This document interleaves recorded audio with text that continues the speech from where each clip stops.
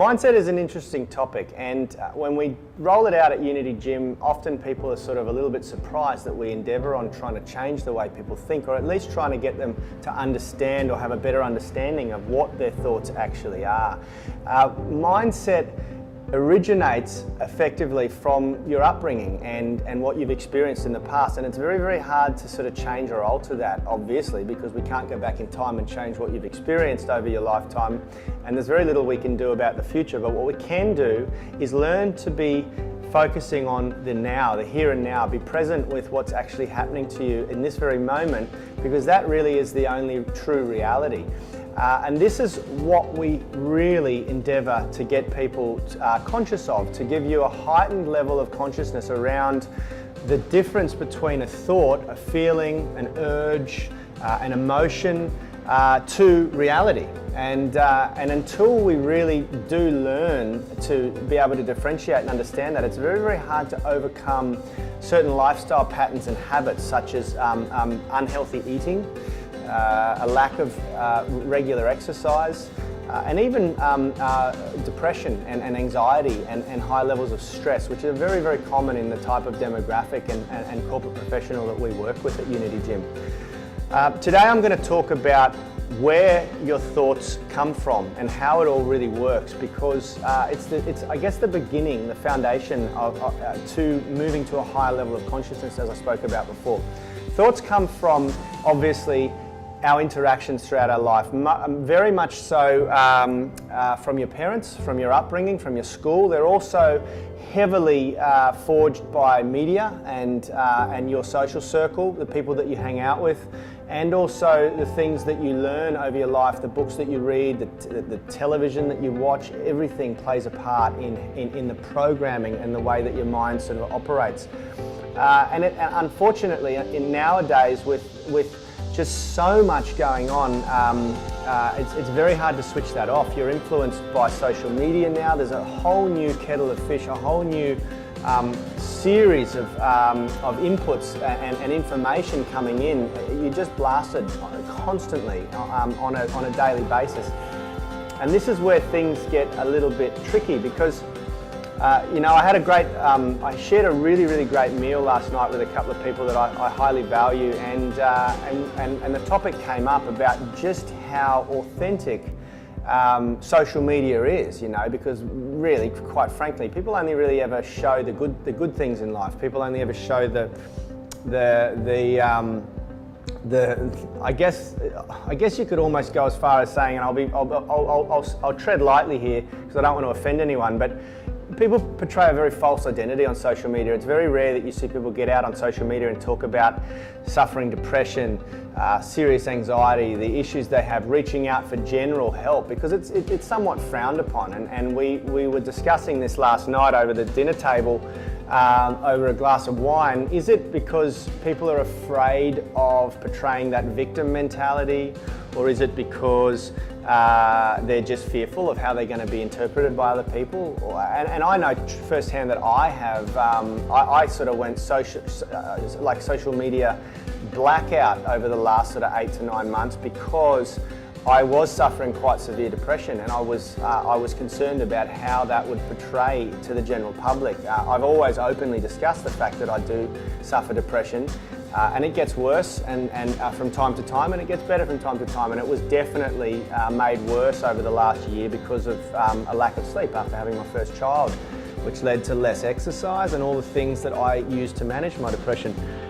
But going back to this social media thing, nowadays, if our programming in our mind, the way it operates, is heavily influenced by the things that we experience around us, what kind of impact is social media having on a day-to-day basis with you? And I think this is one of the reasons why we feel it's so important to teach people about the mindset equation and effectively raise their consciousness to a level where they can separate themselves from reality and thoughts, feelings, urges, and things like that. And we've actually shifted to bring that into the forefront of our coaching program, because we kind of feel like without a change in mindset, if someone's got a bad program or blueprint around food, around exercise, around the things that we require to enhance health, then it's going to be very hard to get them to adopt a new way of life, a lifestyle intervention that means that they have to change the way they think about how they're eating or exercising. So the first thing, the first sort of pillar of health that we now are going to be rolling out and teaching people is this mindset monster, effectively, and it's quite a big deal. It's very much challenging the status quo. I've never really seen this done much before, and so we're endeavouring into new areas. We're crossing uncharted territory, and hopefully it works out for the best. I do really believe that if we can connect with people on this level, it's going to help them a lot. So what I want to leave you with today is that I did tip on this last week. There's a very big difference between your mind is split into two areas. You've got your thinking mind and your awareness, or what was the word I used last week? Can you remember? Your thinking mind and your observing mind. And your observing mind is not affected by your surroundings. It's with you your entire life. It never changes. It's with you from the day you're born to the day you die. Your thinking mind, like your physical body, evolves over time based on the outside influences, the extrinsic factors in your life. You can have you can have one thought or belief or set of values at one point in your life, and they can change completely at the other end of your life based on how you're influenced throughout that time. And that affects your thinking mind, that affects your thoughts, that affects the way you process information, that affects the way you feel emotions, that even affects the urges and the habits that you create throughout your life.